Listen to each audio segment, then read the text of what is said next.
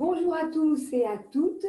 Bienvenue dans cet atelier prométhéen organisé dans le cadre du Salon Ludovia 2020 où je vais avoir le plaisir d'animer pendant 3/4 d'heure cet atelier virtuel à vos côtés.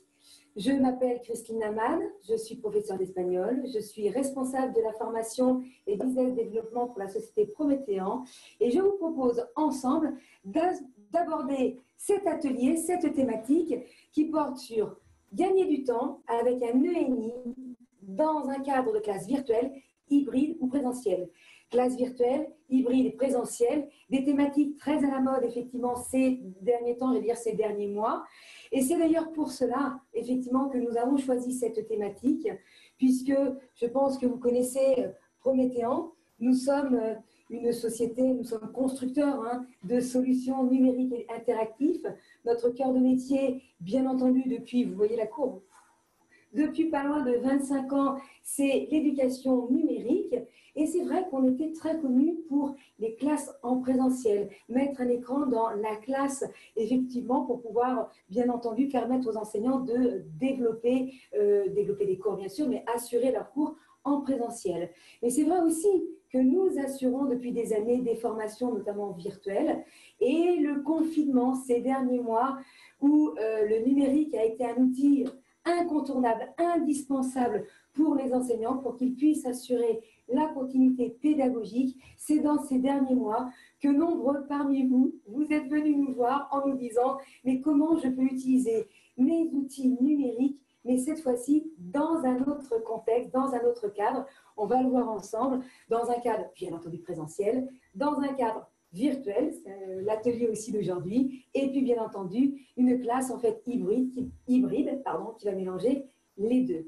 Donc c'est pour ça effectivement qu'on s'est posé cette question, car vous nous connaissez, vous connaissez très certainement l'écran numérique interactif, Prométhéan avec sa foule de fonctionnalités, on va regarder ça ensemble, et son logiciel, mais c'est vrai que lorsqu'on est un jour confiné dans sa salle de classe, seul ou bien de chez soi, démarrer à un moment donné avec un écran interactif, démarrer avec le logiciel ActiveInspire, eh bien on se dit, ok, j'ai besoin aussi de gagner du temps parce que ce qu'on a constaté aussi ces derniers mois, c'est que certes, la continuité pédagogique avait été bel et bien assurée par les enseignants, mais que parfois, vous avez passé des heures et des journées entières à préparer, à modifier vos cours pour pouvoir à un moment donné l'assurer. D'où effectivement ce choix à un moment donné de comment gagner du temps. Et bien, je vais vous montrer, c'est facile.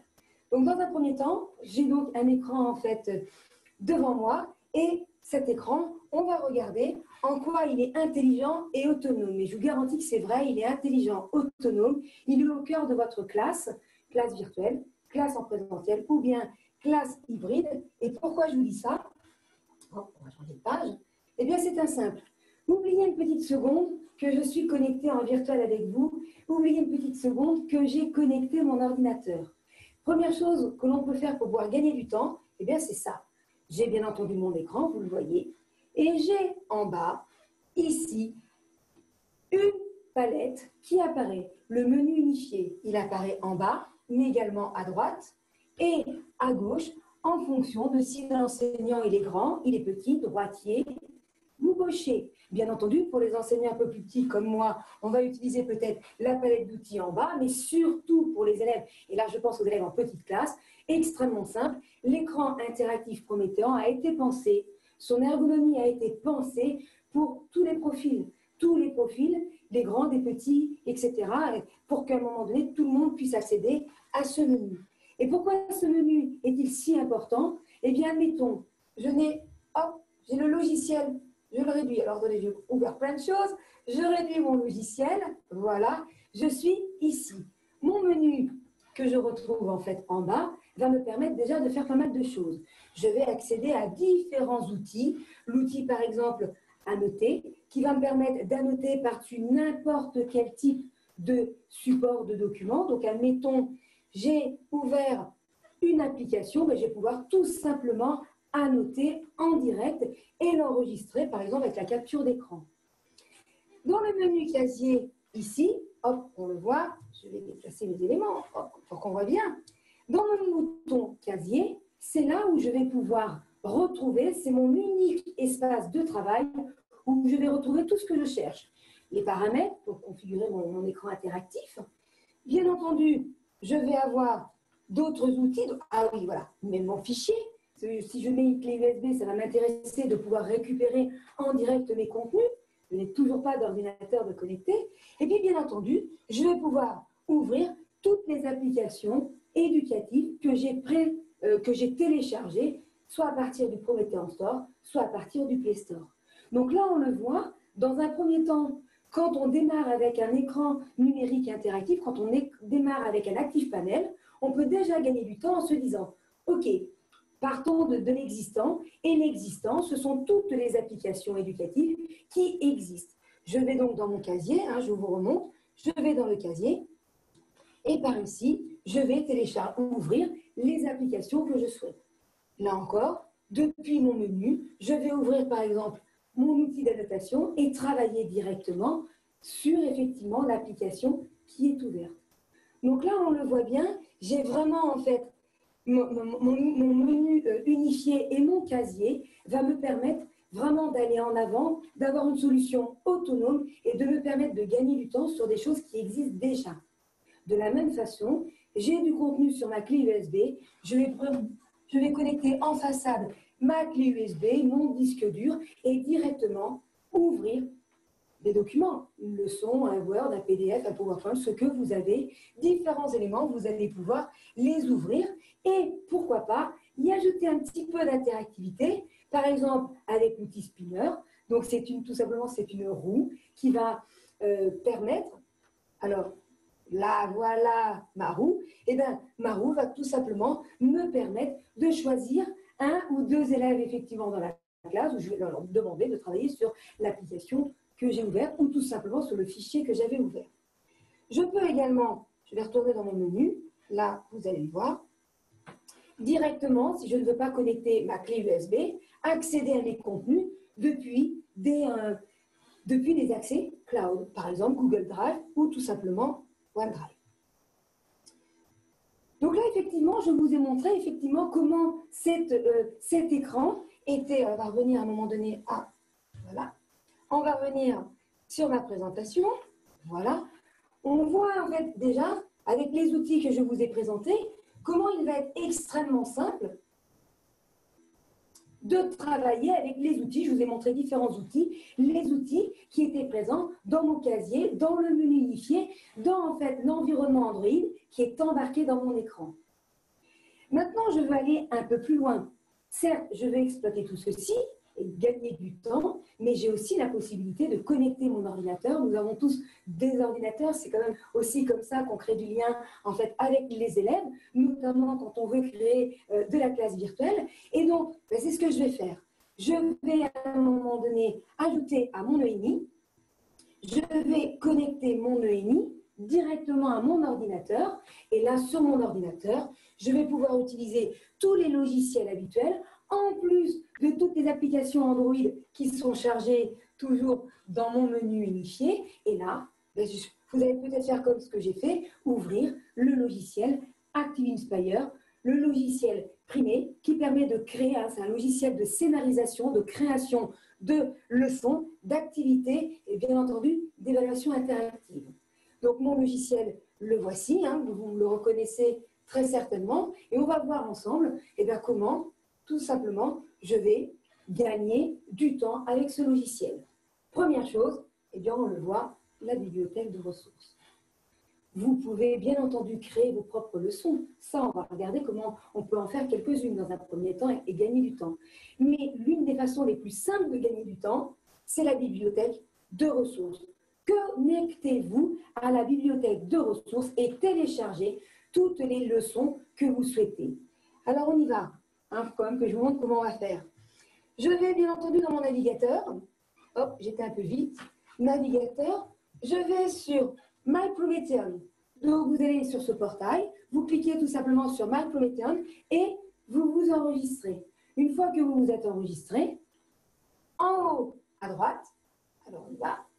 Pardon, j'étais un peu vite. Vous trouvez bibliothèque de ressources et vous cliquez dessus. Une fois que vous avez cliqué dessus, un autre onglet apparaît et vous êtes dans la bibliothèque de ressources. Et de là, vous allez pouvoir télécharger toutes les applications, bien entendu dans toutes les langues, hein, puisque c'est une plateforme qui est mondiale. Et vous allez pouvoir télécharger, par exemple, Date et Météo, ou dans mon cartable, ça tombe bien, c'est la rentrée, donc dans mon cartable, télécharger cette ressource, ce flipchart, qui est modifiable, donc vous le téléchargez et ensuite vous allez pouvoir le personnaliser en fonction de votre façon de travailler et bien entendu en fonction du niveau de vos élèves. Donc ça peut être un vrai gain de temps, plutôt de faire et refaire, et bien modifier le contenu que d'autres enseignants ont fait pourrait être une vraie façon de, dans un premier temps, de gagner du temps. Maintenant, vous voulez aussi, vous, bien entendu, développer du contenu, et bien allons-y. Voilà, ça c'est une leçon par exemple que j'ai récupérée sur la bibliothèque de ressources. Alors on voit, il y a un tableau qui est caché et on va regarder ensemble, selon vous. Alors déjà, rien que quand je fais ça, normalement vous pouvez déjà deviner ce que c'est, en plus c'est marqué sur le côté. Et on voit au fur et à mesure, ceci est une des activités que l'on peut trouver dans la bibliothèque de ressources. J'ai des éléments qui ne me conviennent plus. Je vais prendre par exemple le pot de peinture, hop, et je peux passer mon contenu en violet. Alors je ne sais pas si la couleur est idéale. Celle-ci, oh là, ça me semble un peu foncé. Bref, vous pouvez aisément modifier le contenu, le texte, l'image, le tableau extrêmement facilement. Maintenant, effectivement, si on en vient à vouloir créer. Je suis toujours, bien entendu, en présentiel pour le moment. Je n'ai pas encore partagé mon contenu avec mes élèves. Je veux travailler sur une activité.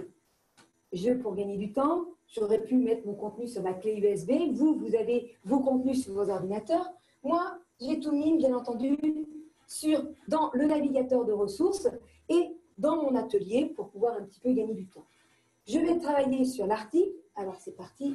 Je vais donc insérer l'image qui m'intéresse. Comme nous sommes sur un écran interactif, oh là, je suis en pot de peinture, ça ne va pas du tout. Voilà, je vais pouvoir l'agrandir et le mettre exactement à l'image qui m'intéresse. Voilà, je n'oublie pas de verrouiller pour que mon image ne bouge plus. Très bien. Puis, je vais donc insérer sur ma page la vidéo qui m'intéresse. Ce qui m'intéresse, bien entendu, ici, c'est de pouvoir travailler avec les élèves. Alors, on va lancer la vidéo, elle est peut-être un petit peu lourde, donc elle va nous mettre un petit peu de temps. On va la laisser se charger. Là, bien entendu, ce qui m'intéresse, c'est que les élèves repèrent dans la vidéo les différents moments où il se passe effectivement des choses, et notamment le réchauffement climatique. Alors, où j'en suis de ma vidéo? Je ne lance pas. Ça, c'est l'effet des mots. Nous sommes dans un atelier. Là, voilà, il suffisait juste de le demander. Donc, ma vidéo, effectivement, se lance au fur et à mesure. Alors là, on voit que j'ai du son. Hein, on l'entend. Je suis en cours d'anglais, j'avoue. Et au fur et à mesure, je peux, par exemple, mettre sur pause. Hein. J'ai le player en dessous qui va me permettre, à tout moment, de remettre du début ou pas, de faire 1, 2 ou 3 visionnages en fonction de ce qu'on a besoin. Au fur et à mesure, donc je lance ma vidéo. Hein, donc là, on entend.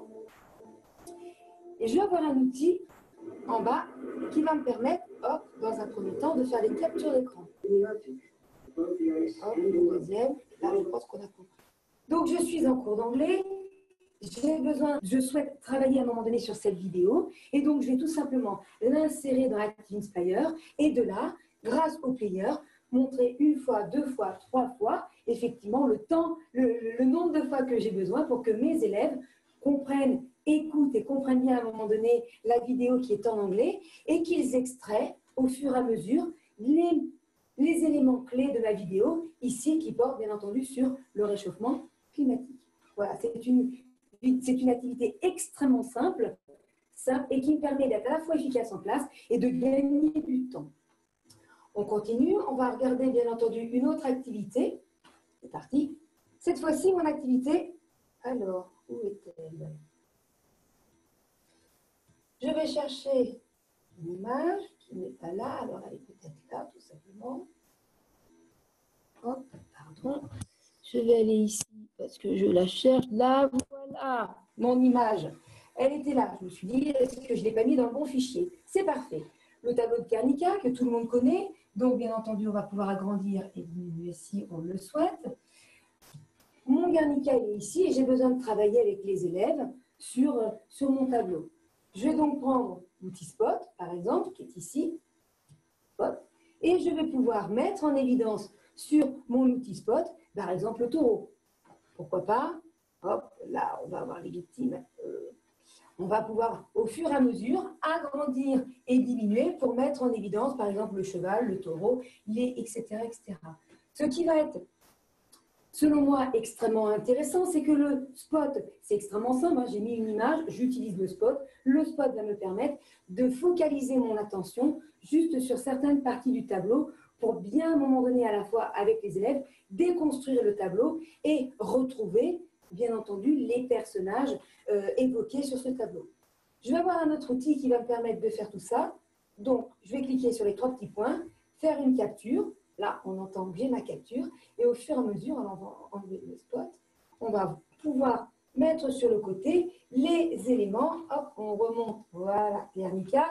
Là, j'ai une première capture. Et puis, bien entendu, je peux en faire plusieurs et considérer que le prochain élément que je vais vous montrer, ben voilà, par exemple, ici, ça va être le cheval. Là encore, de nouveau, je vais faire une capture. L'avantage, c'est que je ne peux pas le faire, ça, quand je suis dans un musée. C'est impossible de découper dans un tableau. Là, avec ActInspire, on nous le permet. Je vais pouvoir, au fur et à mesure, mettre sur le côté les éléments qui m'intéressent d'étudier, tout simplement, avec les élèves.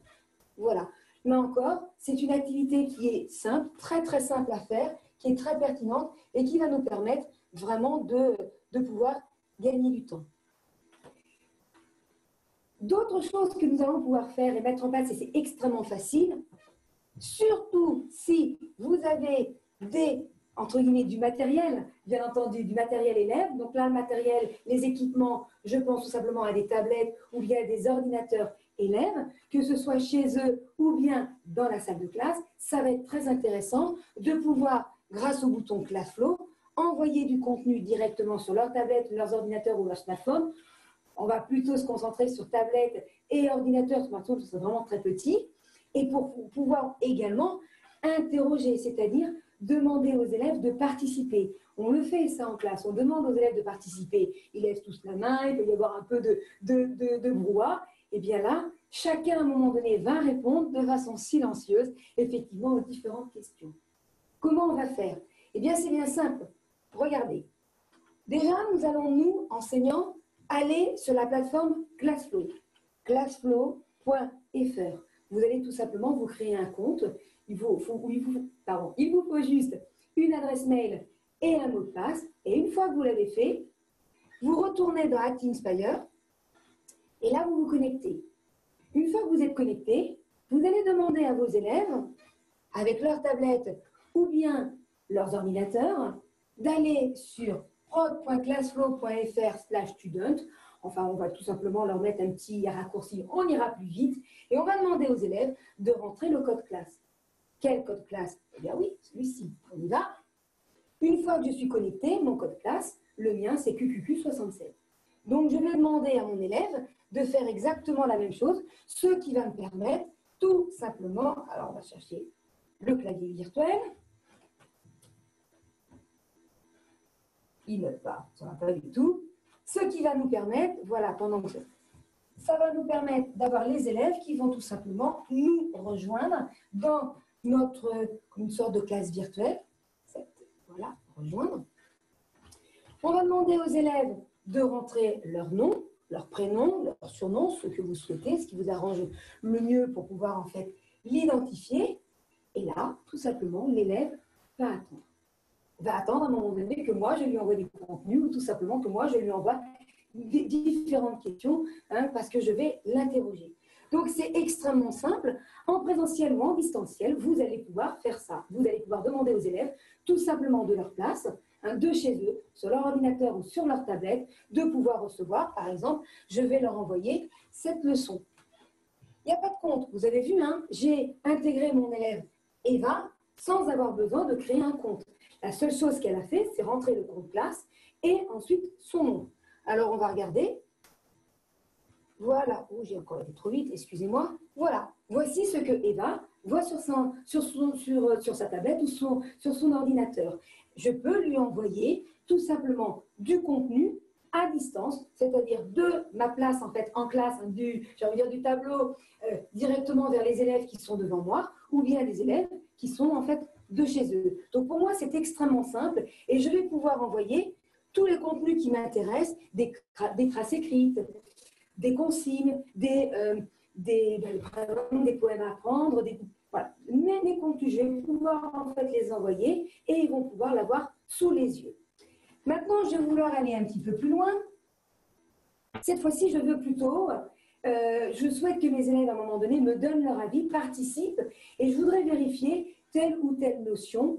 Et bien pour cela, je vais utiliser encore mon bouton Classflow. Je vois que j'ai mon élève Eva qui est toujours connectée, c'est parfait, et je vais pouvoir envoyer des questions spontanées. Là, je suis dans un cadre où je suis par exemple en reprise de cours, où je sens que j'ai besoin à un moment donné un peu de les interroger, parce que je ne suis pas sûre d'avoir tous mes élèves à un moment donné qui ont suivi ce que j'étais en train d'expliquer.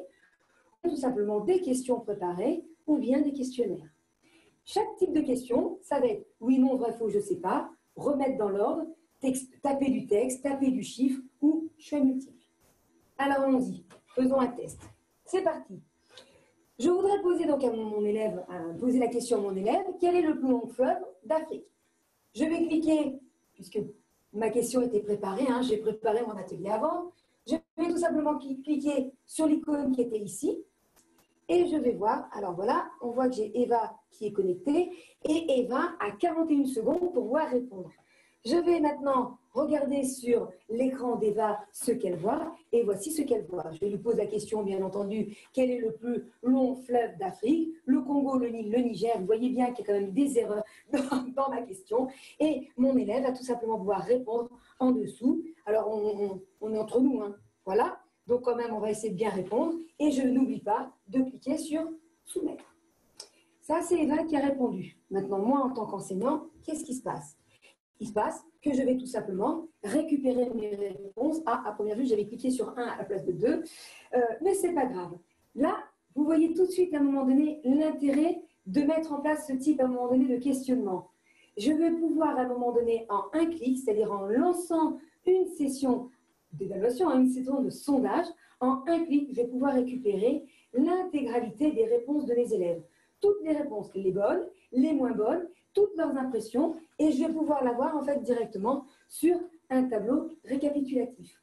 En un clic, je sais d'emblée si, alors là, c'était le cas, il fallait répondre 1 ou il fallait répondre 2, par exemple. Bien entendu, à l'issue, à la suite, à un moment donné de ce questionnement, je peux rectifier et interroger de nouveau les élèves pour leur demander pourquoi ils ont répondu le Congo et non pas les deux. Mais vous voyez que c'est extrêmement simple de mettre en place entre guillemets, de mettre en place en fait, de l'évaluation avec les élèves présents, présents physiquement ou un peu plus éloignés, un peu plus distants. Autre façon de gagner du temps, ça, c'est une partie que j'aime particulièrement. Il y a quelques temps, parmi les mises à jour d'Inspire, il y avait les activités. Pouvoir créer des activités, différentes sortes d'activités. Comment fait-on? Alors là, comme ce sont des gabarits à un moment donné d'activités qui sont mis à disposition, en 3 clics, on peut les faire. Comment? On va cliquer sur tableau de bord, donc sur l'icône que j'avais mis ici. Voilà. On clique sur le tableau de bord et on va cliquer sur activités. Et là, on va pouvoir mettre en place en quelques clics différents types d'activités, des mots croisés, des flashcards, du schéma, des frises chronologiques, des mémories, des mots mêlés, des mots cachés, ce que l'on veut. Alors comment? Écoutez, c'est simple. On va ouvrir une activité, donc par exemple une planète. J'en ai pris une que j'ai déjà faite, qui va tout simplement s'ouvrir. Alors on va. Voilà. Voici les planètes. Ce sont les mots cachés. Je fais, c'est parti. Et bien tout simplement, voici mon activité. Je vais bien entendu demander aux élèves de retrouver tous ces mots dans effectivement le corps du texte. Si je me rends compte que j'ai besoin de rajouter des éléments, je vais faire tout simplement éditer. Et c'est dans la partie éditer que vous voyez à quel point c'est extrêmement simple. Il suffit de cliquer ici pour pouvoir rajouter, en fait, tout simplement, du texte. Je n'ai pas grand-chose à faire, c'est un gabarit qui est extrêmement simple. Je vais pouvoir, bien entendu, au fur et à mesure, changer d'activité. Si je considère que les mots mêlés, c'était peut-être pas l'activité que j'avais envie, mais je n'ai pas besoin tout simplement de tout faire. Donc, on a une activité extrêmement simple à portée de main et il suffit simplement que je réponde aux cases pour pouvoir créer des phrases chronologiques, comme je le dis, des mots mêlés, des mémories, des schémas intitulés, etc.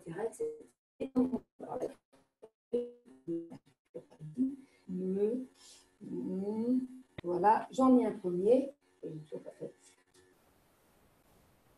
Bon, ben, ça ne doit pas être le bon mot. Bref, à tester. Je continue sur la démarche de gagner du temps. En effet, tout ce que je vous ai montré maintenant c'était des activités très, j'allais dire, présentielles. Hein. On était vraiment dans un cadre de classe plutôt présentiel. Mais on a vu effectivement l'intermédiaire du bouton ClassFlow, le bouton qui est au-dessus, que je pouvais effectivement aussi envoyer du contenu à distance ou envoyer des questions à distance. Donc, pour aller maintenant un petit peu plus loin et de se dire que certes, eh bien, la rentrée va a priori se faire en présentiel, mais si ce raison des changements, comme on a connu l'année dernière, devaient se produire, eh bien, comment pouvoir pallier à tout et comment continuer de gagner du temps? Eh bien, c'est simple. La classe virtuelle, je pense que vous voyez au fur et à mesure où je dois en venir.